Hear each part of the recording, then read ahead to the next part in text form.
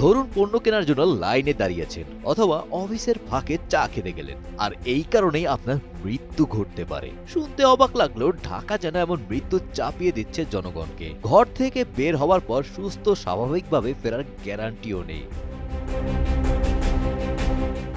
সম্প্রতি মিরপুরের ২ নম্বরে টিসিবির পণ্য কিনতে লাইনে দাঁড়িয়ে থাকা মানুষজনের উপর কলেজের সীমানা প্রাচীর ধসে পড়ে ৩ জন নিহত ও ৬ জন আহত হন। এর ২ দিন আগে কুর্মিটোলায় ব্রেক ফেল করা একটি বাস দেয়াল ভেঙে ঢুকে এক পথচারীর প্রাণ কেড়ে নেয়। মেট্রো রেলে বিয়ারিং প্যাড পরে মৃত্যুর পাশাপাশি নির্মাণাধীন ভবন থেকে রড ইট পরে মৃত্যু যেন হরহামেশাই ঘটছে। সবই যেন নীরবে মেনে নিতে হচ্ছে ঢাকাবাসীকে। বিশেষজ্ঞদের মতে নির্মাণ কাজে বিল্ডিং কোড মানা, ঝুঁকিপূর্ণ স্থাপনা নিয়মিত পরিদর্শন এবং গণপরিবহনের নিরাপত্তা নিশ্চিত করা আইনগত বাধ্যবাধকতা থাকলেও বাস্তবে তার কার্যকর প্রয়োগ নেই।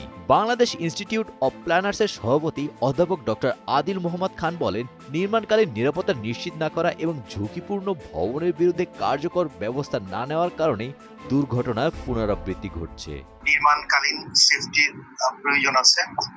ইমারত বিধিমালাতে সেটাকে বাধ্যবাধকতায় নিয়ে আসা হচ্ছে। আবার সেই বিল্ডিংটা বা সেই দেয়াল বা যে কোনো স্ট্রাকচার এবং তার এবিলিটি যে সেটাকেও কিন্তু দেখভাল করা এবং সেটাকে একটা নির্দিষ্ট মানে রাখার মানে বাধ্যবাধকতা আছে। এটা কারো ইচ্ছেধীন এবং সেটা যদি ভালনারেবল অবস্থায় আসে সেটার দায় দায়িত্ব সেই বিল্ডিংটার মালিক বা ওন করেন তার উপরে আছে। আবার রাজধানী উন্নয়ন কর্তৃপক্ষ তাদেরও সময়টা তদারকি করার বিষয় আছে। বাংলাদেশে এই বিষয়গুলো কাগজে আছে, বাস্তবে নাই।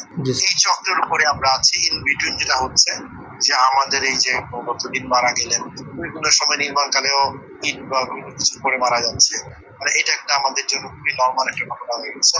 যেটা যে অত্যন্ত বড় অপরাধ, যেটা শুধু জীবন মৃত্যু জড়িত, সেটা নিয়ে তো আসলে হেলাফেলা করবার কোনো সুযোগ নাই।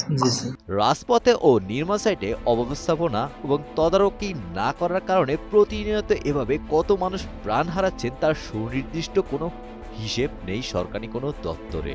সড়ক দুর্ঘটনায় কিছু আনুমানিক তথ্য বিভিন্ন বেসরকারি সংস্থা ও গণমাধ্যমে এলেও ঝুলন্ত ইট পরে দেয়াল ধসে কিংবা প্রযুক্তির ত্রুটিতে নিহত পথচারীদের কোনো কেন্দ্রীয় ডাটাবেস বা সমন্বিত সরকারি পরিসংখ্যান সংগৃহীত হয় না। Golam Rabbani, Times today.